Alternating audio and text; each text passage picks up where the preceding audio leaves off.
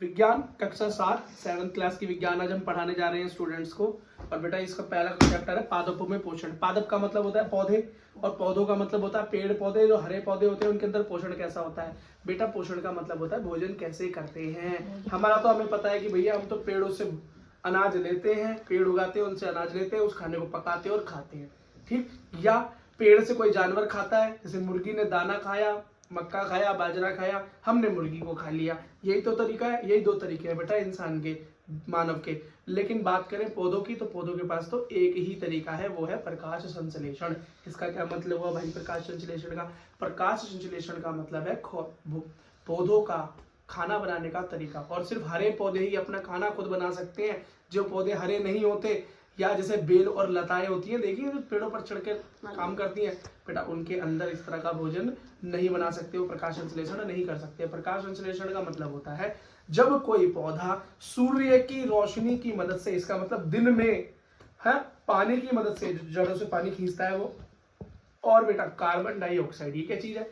Carbon dioxide में आपको पहले ही क्लास में पढ़ चुके हैं आपकी, वो गैस जो हम इंसान बेटा छोड़ते हैं। लेते हैं ऑक्सीजन और छोड़ते हैं कार्बन डाइऑक्साइड, मतलब गंदी गैस, क्या प्रदूषित गैस छोड़ते हैं। उसका इस्तेमाल पौधा करता है, अपना खाना बनाता है।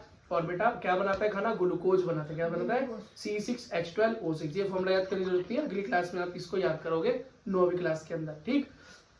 और बेटा यही जो भोजन होता है, इससे वो अपना काम चलाता है, उससे वो जीवित रहता है। और उसी भोजन को बेटा हम बाद में किसी न किसी रूप में ले लेते हैं और अपना काम चला लेते हैं। समझ में आ गया? तो पौधों के अंदर कैसा वो है पोषण, कैसा है बेटा? स्वयं पोषी पोषण है। स्वयं पोषी का मतलब क्या है?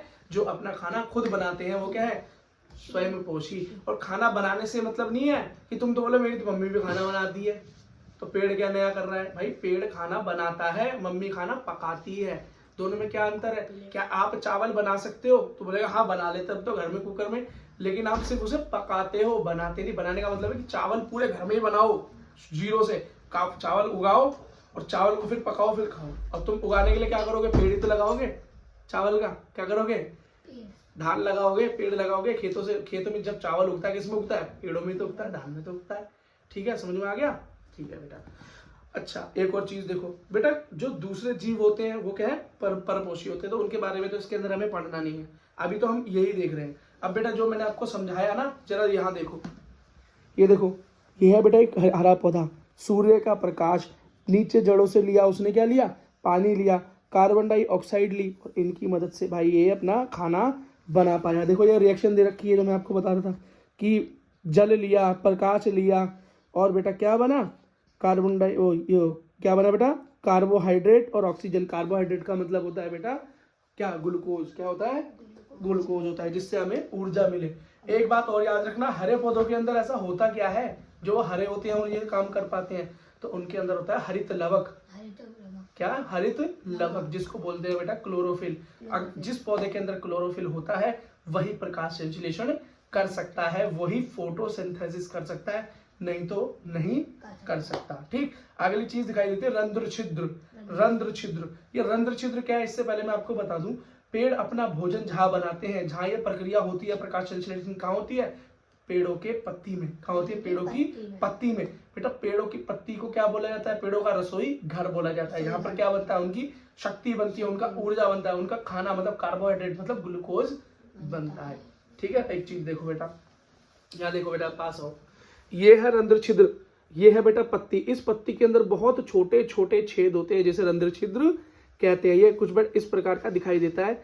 आप इसको अगली क्लास में ही पढ़ोगे, फिर अगली क्लास में ही पढ़ोगे, और अगर साइंस पढ़ोगे तो आप इसे बेटा 12वीं क्लास तक पढ़ते ही रहोगे रंध्र छिद्र को। लेकिन यहाँ पर इसके बारे में बहुत ज्यादा जानकारी की जरूरत नहीं है। रंध्र छिद्र से क्या करता है बेटा पौधा? रंध्र छिद्र से, इन्हीं छेद से कार्बन डाइऑक्साइड को अंदर लेता है और ऑक्सीजन, क्योंकि अब क्या करता है पेड़ बेटा? हमारी दी हुई कार्बन डाइऑक्साइड का इस्तेमाल करके अपना खाना भी बना लेता है और उसको शुद्ध करके उसका ग्लूकोज बना देता है। ग्लूकोज बना देता है और बेटा उससे एक और गैस निकलती है, वो है ऑक्सीजन। मतलब कार्बन डाइऑक्साइड का शुद्धिकरण कर दिया, ऑक्सीजन को बेटा इसी रंध्र छिद्र से बाहर छोड़ देता है, जिसका उपयोग हम करते हैं और हम बेटा जीवन अपना चला पाते हैं। बिना ऑक्सीजन के हम जिंदा रह सकते हैं क्या? सांस लिए बिना नहीं रह सकते, ठीक है बेटा। अगली चीज देखो हाँ, क्या और भी कोई पादप ऐसा होता है, कुछ तरह के और ऐसे वन्य जीव हैं बेटा पौधों के अंदर जो कि प्रकाश संश्लेषण कर सकते हैं? तो देखो बेटा, जो भी ऐसा जीव है, बहुत छोटे इस प्रकार के एक कोशिका के जीव होते हैं जिन्हें हम देख नहीं सकते। कुछ ऐसे जीव हैं जो कि पानी के अंदर रहते हैं और उनके अंदर भी हरित लवक पाया जाता है और वो भी प्रकाश संश्लेषण कर सकते हैं, ठीक है, पर बहुत कम है ऐसे। अच्छा, अगर आप विषमपोषी के बारे में मैंने को पहले ही बताया, विषमपोषी या परपोषी मतलब जो दूसरों के ऊपर डिपेंड हो। जैसे हम किसके ऊपर डिपेंड हैं? या तो मुर्गी के ऊपर, या बकरी के ऊपर, या अंडे के ऊपर, मांसाहार, या अगर हम शाकाहारी हैं तो हम बेटा सीधा पेड़ के ऊपर डिपेंड है। मतलब घूम फिर के सब पेड़ों से जुड़ा हुआ है। अगर पेड़ ना हो तो जानवर भी ना हो तो आप किसे खाओगे? तो हम क्या है? परपोषी। क्या है? परपोषी। और वो क्या है? स्वयंपोषी। पौधे क्या है? स्वयंपोषी। ठीक है बेटा, इस बात को याद रखना। अगली चीज होती है मृतजीवी। ये मृतजीवी कौन होते हैं? जो बेटा मरे सड़े गले चीजों के ऊपर अपना जीवन बिताते हैं, वो क्या कहलाते हैं बेटा? मृतजीवी कहलाते हैं। उनमें से एक उदाहरण है मशरूम, जिसे आप बड़े शौक से खाते हो।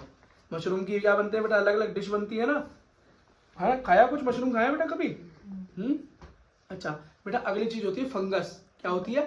फंगस। फुई, इसे क्या बोलते हैं? फुई लग गई। रोटी पे क्या लग जाती है? फंगस। हरी हरी हो जाती है, कुछ दिन टिफिन में रह जाए तो।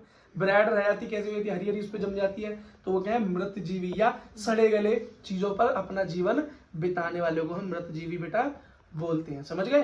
बात समझ में आ गई? ठीक है। अगली चीज है बेटा लाइकेन। क्या?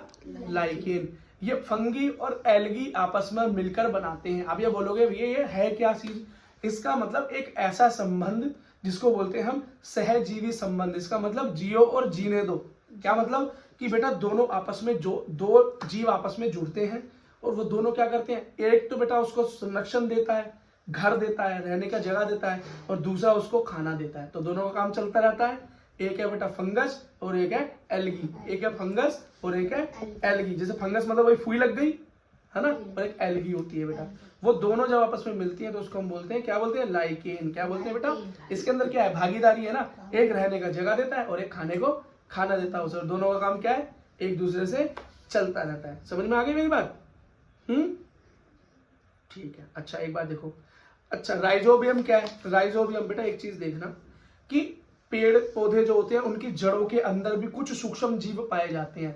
वो किस काम आते हैं बेटा? वो सूक्ष्म जीव पौधों को वो जरूरी पोषक तत्व जैसे कि नाइट्रोजन है ना, ये चीजें खींचने में मदद करते हैं जड़ों में। उसको बेटा क्या बोलते हैं? राइजोपस। क्या बोलते हैं? या राइजोबियम। क्या बोलते हैं बेटा? राइजोबियम। ज्यादा इन सब चीजों की टेंशन लेने की जरूरत नहीं है। ऊपर की नॉर्मल चीजें आपको आनी चाहिए। प्रकाश संश्लेषण क्या होता है, स्वयंपोषी पोषण क्या होता है, विषमपोषी कौन होते हैं, मृतजीवी कौन होते हैं। मुश्किल क्वेश्चन बनेगा तो आपसे पूछेंगे लाइकेन क्या होता है, और इसके साथ बेटा आपका चैप्टर खत्म।